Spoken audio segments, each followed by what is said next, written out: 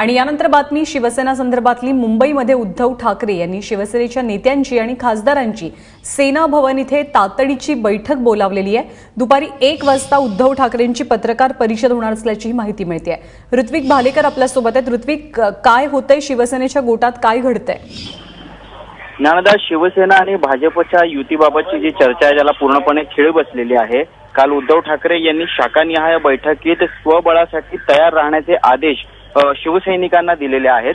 त्यानंतरची ही महत्त्वपूर्ण बैठक म्हणावी लागेल, कारण आता नेत्यांना आणि खासदारांना येत्या निवडणुकीत महापालिका निवडणुकीसाठी काय तयारी करायची आहे, कशा पद्धतीने स्वबळावरची रणनीती आखायची आहे याबाबत सूचना देण्यासाठी ही बैठक बोलवल्याची शक्यता वर्तवली जाते। त्यानंतर लगेचच आज दुपारी 1 वाजता उद्धव ठाकरे हे काय घोषणा करतात पत्रकार परिषदेतनं याकडे सुद्धा लक्ष लागलेलं आहे। ज्ञानदा, ऋत्विक, ताजी माहिती घेत राहू। तुर्तास धन्यवाद या माहितीबद्दल।